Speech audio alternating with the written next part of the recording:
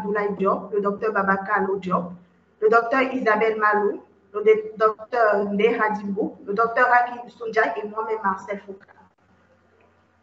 Donc, pour parfaire cette présentation, nous avons élaboré un plan.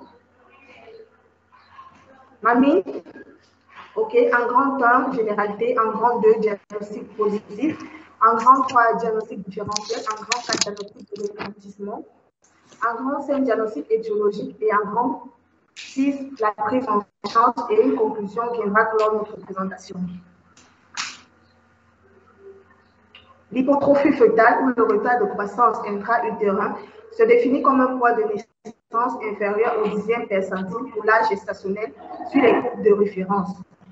Nous distinguons deux degrés de gravité, à savoir le retard de croissance intra-utérin modéré, qui est le poids de naissance inférieur entre le 3e et le 10e percentile. Le retard de croissance intra-utérin sévère, le poids de naissance est inférieur au 3e percentile. Comme intérêt, sur le plan épidémiologique, la fréquence des retards de croissance intra-utérin est très élevée. Selon l'OMS, 13 millions d'enfants dans le monde naissent avec un retard de croissance intra-utérin. En Afrique, une étude menée par l'ANSES en 2008 montrait un pourcentage de 14,3%. Une étude menée au Sénégal, à Dakar précisément, au centre hospitalier Abbas Ndao, par Modougué et collaborateurs, avait rapporté 12,8% d'enfants naissants avec un retard de croissance intra-utérin, parmi lesquels 49,6% avaient un retard de croissance intra-utérin harmonieux et 51,4% avaient un retard de croissance intra-utérin disharmonieux. Sur le plan diagnostique, c'est une échéance diagnostique pendant la grossesse. Les complications sont fréquentes et les étiologies multiples. Une bonne prévention permet d'éviter les facteurs de risque. Sur le plan pronostic, on a des risques de diabète, d'hypertension artérielle, de maladies pulmonariennes et rénales à l'âge adulte. Nous allons faire un rappel physiologique de la croissance. L'évolution du poids du fœtal dépend physiologiquement de la durée de la gestation et de la vitesse de croissance. Les différents mécanismes qui entrent en jeu dans la croissance sont l'hyperplasie ou la multiplication cellulaire qui va jusqu'à 20 semaines, l'hypertrophie ou l'augmentation de la taille qui va de 20 à 40 semaines. Les différentes phases de la croissance. Nous avons la phase de latence qui est la phase de formation du placenta, la phase lente qui va jusqu'à la 15e semaine d'aménorrhée et le fœtus prend 10 grammes par semaine. La phase d'accélération qui va de la 16e à la 17e semaine d'aménorrhée, le fœtus prend 85 grammes par semaine. La phase maximale de la 18e à la 37e semaine d'aménorrhée, le fœtus prend environ 200 grammes par semaine.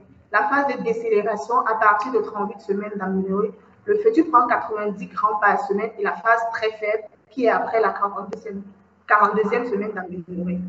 Là, nous avons une courbe montrant la vitesse de la croissance fœtale.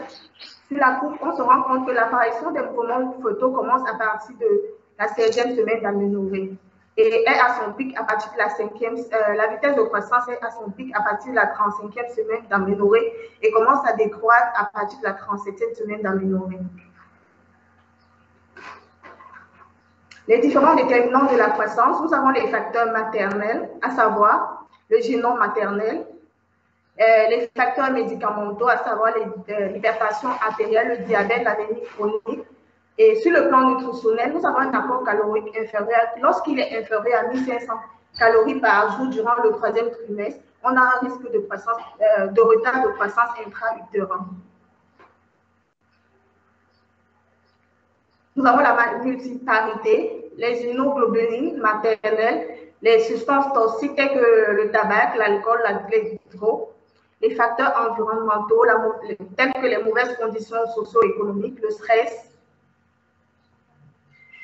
Les facteurs fœtaux, nous avons sur le plan génétique, nous avons le sexe, les malformations chromosomiques. Sur le plan endocrinien, nous avons l'insuline qui est le principal facteur déterminant qui ne traverse pas la barrière placentaire. On a les GGF1 et les GGF2 qui sont des substances mitogènes qui jouent un rôle dans le développement de la différenciation cellulaire, le métabolisme fœtal et le transfert transplacentaire des nutriments. La grande hormone placentaire, l'hormone lactogène placentaire, aussi la leptine qui sont des facteurs fœtaux. Maintenant, le diagnostic positif. Au cours de la grossesse, il nécessite que l'âge gestationnel soit connu avec précision. Sur le plan clinique, le diagnostic repose sur la mesure de la hauteur utérine à partir de la 22e semaine, qui est généralement faible pour l'âge. Dans la hauteur utérine, c'est la distance entre le fond utérin et le bord supérieur du pubis. Bon, on peut calculer, on a deux formules pour la hauteur utérine. La première formule pour la hauteur utérine, c'est le nombre de mois multiplié par 4. Et à partir du 7e mois, la hauteur utérine peut se calculer de cette façon, nombre de mois plus 2 cm. Là, nous avons une courbe qui montre la hauteur utérine en fonction du nombre de semaines d'aménorrhée. Donc, on pourra projeter avec la courbe, si on maîtrise le nombre de semaines d'aménorrhée de la maman, on peut projeter pour avoir une hauteur utérine. Ou en fonction de la hauteur utérine, on peut aussi projeter pour savoir exactement le nombre de semaines d'aménorrhée.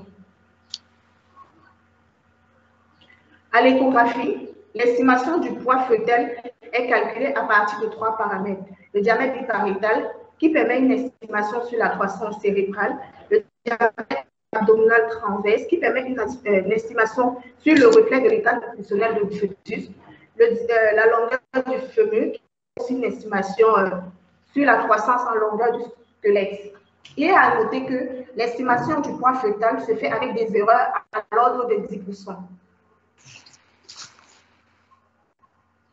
L'évaluation de l'âge gestationnel est basée sur 3 critères, à savoir les critères chronologiques. On a la date des dernières règles, les critères échographiques, surtout l'échographie précoce lorsqu'elle est faite avant la 12e semaine d'aménorrhée. Les critères cliniques, le score de Bala et le score de Farr. Là, nous avons le score de Bala avec ses différents paramètres. Là, nous avons le score de Bala avec ses différents paramètres.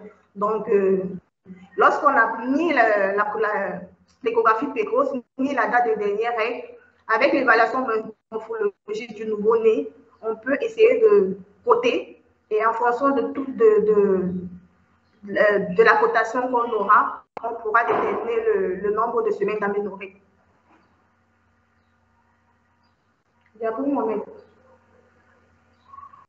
Donc, la mensuration permet l'évaluation du poids de naissance, la mesure de la taille, la mesure du périmètre céphalique et le calcul de l'index pondéral. La formule de l'index pondéral, c'est le poids en grammes divisé par la taille en centimètres au cube.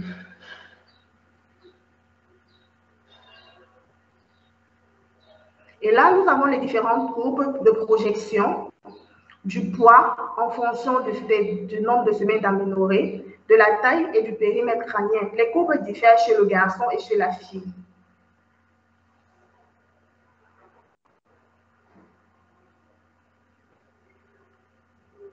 C'est les mêmes courbes. Je peux avancer mon texte, s'il te plaît. Et là, nous avons 3 nouveau-nés. Les 2 premiers nouveau-nés, ce sont des nouveau-nés hypotrophes. Et le deuxième, il est eutrophe. Dans le premier nouveau-né, il a un retard de croissance intra-utérin harmonieux. Le deuxième a un retard de croissance intra-utérin disharmonieux.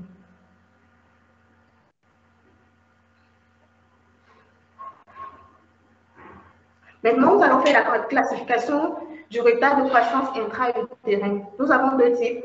Nous avons le retard de croissance intra-utérin symétrique ou harmonieux, qui est